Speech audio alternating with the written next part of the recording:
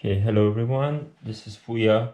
Um, I'm just going to talk about choppers, different classes of choppers, and the application of them, the modes of operation. Before I start talking about choppers, let me remind you of uh, the equation for power, electric power. You guys all remember this. Electric power is voltage multiplied by current. Also, a rotational body like an electric motor, the mechanical power can be calculated by torque times angular velocity. Okay, so you can see from this equation that when both voltage and current are positive based on the polarity that we chose, electric power is going to be positive. If both of them are also negative, electric power is going to be positive. But as long as only one of them is negative, the other one is positive, then electric power is going to be negative. Similarly, for a rotational body like, let's say, a DC motor, if the torque multiplied by omega m, if both of them are positive, then mechanical power is going to be positive. And for electric motor, we have this electric machine, we have this convention that if P is positive, means that the machine is running in the motor mode, and if P is less than 0, then it's working in the generator mode. So in this case, it's basically like I have to supply power to the motor. In this case, it's giving out power. So for example, if both tau and omega m are positive, it means that, let's say, like you're ramping up the motor, then both of them are positive, then PM is going to be positive. It's going to be running in the motor mode. Similarly, if the motor is rotating in the in this case clockwise direction, and if you're ramping it up in this direction, again it's gonna be running in the motor mode.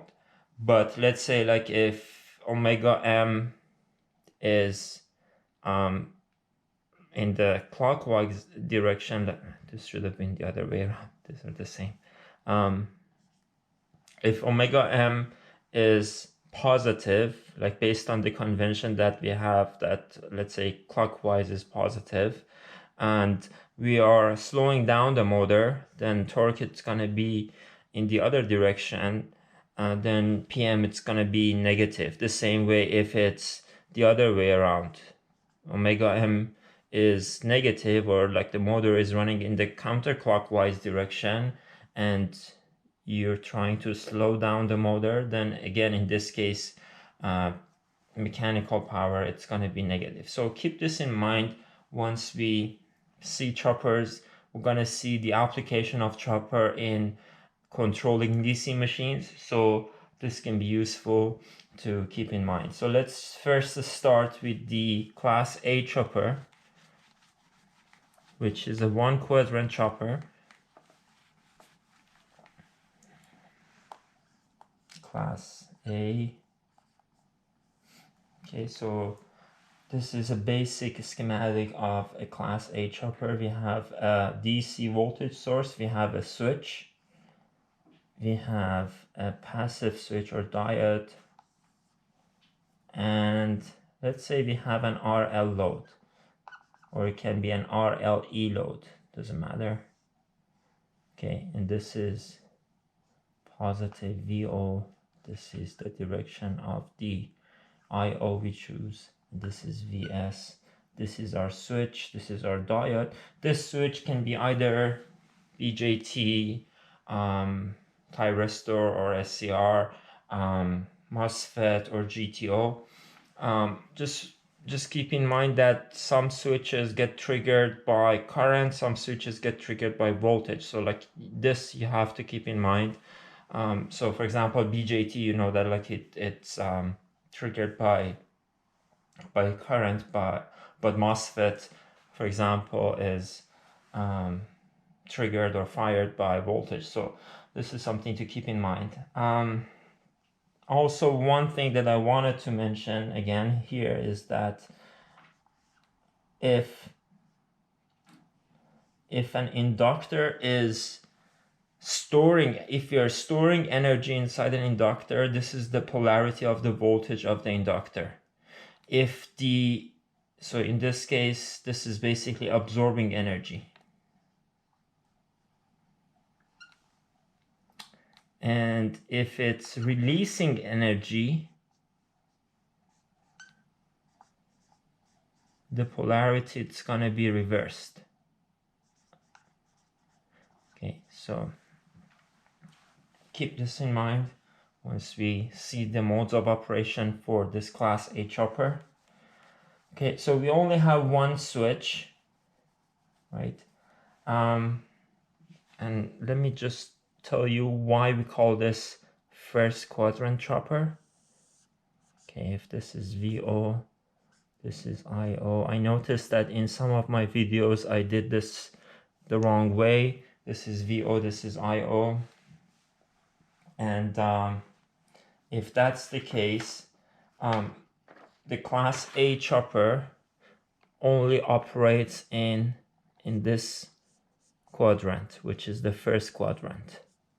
This is the second quadrant, third and fourth. Means that the output voltage and the output current, their average value is always positive. So let's see the modes of operation for this one. We have two modes of operation. If switch is on, then here this switch is closed, this voltage is going to be Vs, so this diode would be reverse biased. So we would have just something like this, Vs, Vo. And if a switch is off, if the switch is off, then we have stored some energy inside this inductor, and then this inductor acts like a current source, and it would push this diode to conduct, and this is what we end up with. So in this case, the polarity of voltage on the inductor, it's gonna be like this. But in this case, when the inductor is releasing the energy, the polarity of the voltage on the inductor, it's gonna be like this. But in both ways, current is going through the circuit in this direction. So let's just like assume that